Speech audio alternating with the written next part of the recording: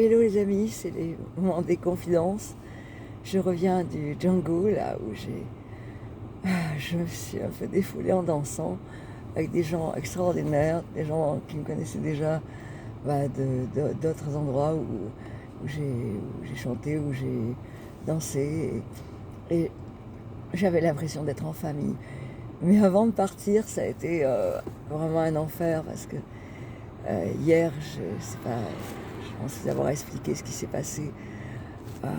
Oui, quand on aime quelqu'un, on est aveugle et on accepte des choses où on finit par même plus se respecter soi-même.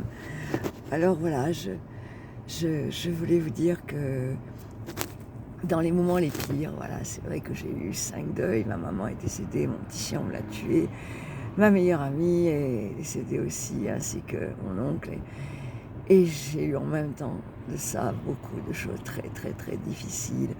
Et je ne lance pas la pierre à la personne que j'ai aimée, que j'aime toujours, parce que quand j'aime, c'est pour l'éternité.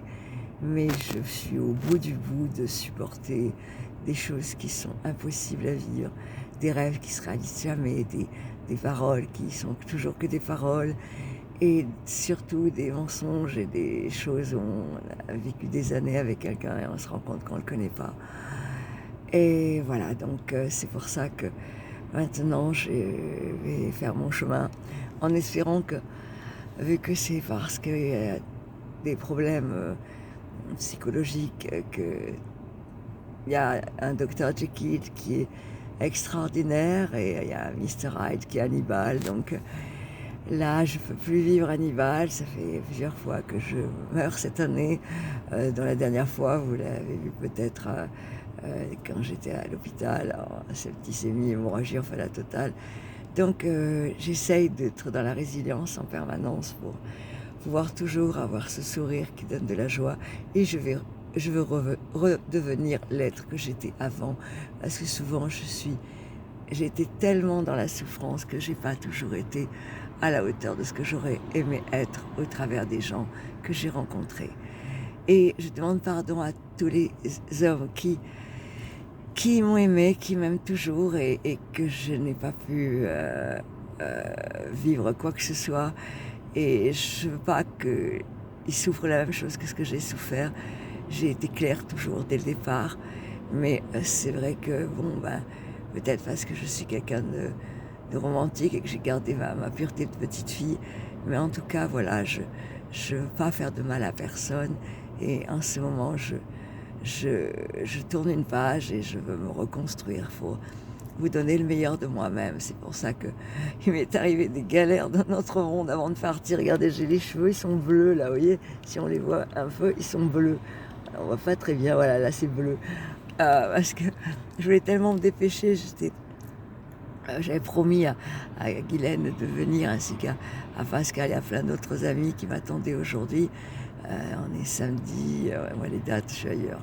Mais disons, voilà, quand je dis quelque chose, je l'honore toujours. Donc j'arrive très en retard parce que, vous savez, je ne sais pas si vous avez vu La Chèvre avec Pierre Richard, c'est ma vie. Mais alors, c'est très marrant, c'est très très marrant. D'ailleurs, il n'y avait pas une soirée à Paris, sans moi, par rapport à ce côté Pierre Richard, où je suis vraiment un clown, et je ne fais pas exprès, mais là quand je suis vraiment positive, Pierre Richard, il se transforme vraiment.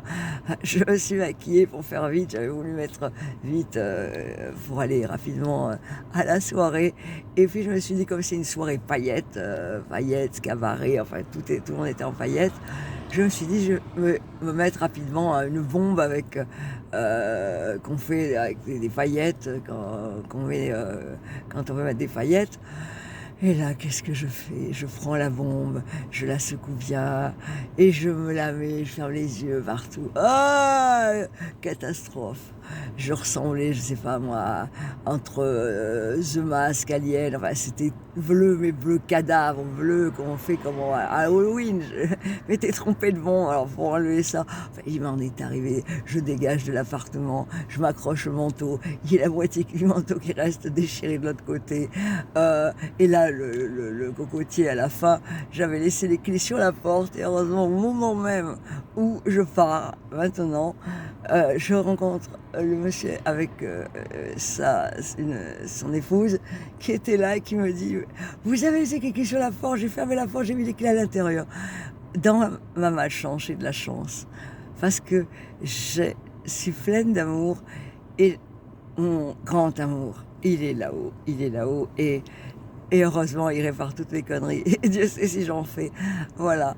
Je vous embrasse, je vous aime. Et je suis désolée je le dis, je suis désolée, Michael, que ça doive finir ainsi.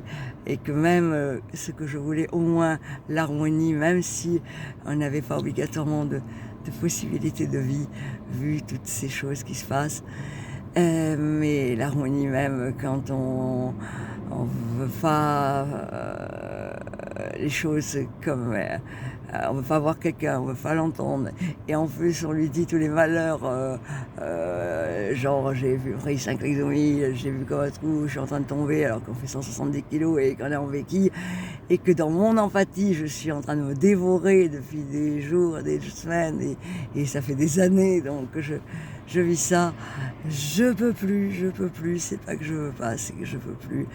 Et j'espère pour chacun ainsi que pour tout ce que j'aime, le meilleur. Et même ceux qui ne m'aiment pas et ceux qui me rejettent ou ceux qui n'aiment pas comment je suis. C'est pas grave, de toute façon on est tous interconnectés, on est tous les mêmes, on est tous unis par une intelligence cosmique qui nous relie tous les uns les autres. Donc quand on n'aime pas quelqu'un, c'est un peu comme si on n'aimait pas soi-même. Et moi, je vous aime vraiment, mes ennemis, mes amis. Et excepté celle qui a tué mon petit chien. Voilà. Et certaines personnes qui ont détruit ma mère. Et j'avoue que la destruction massive au niveau de ce que j'ai vécu ces derniers temps jusqu'à l'hôpital, et c'est pas la première fois, là, je dis stop parce que je me respecte et je veux penser à moi. Enfin, je vais penser à moi. Je vous embrasse, je vous aime. À bientôt.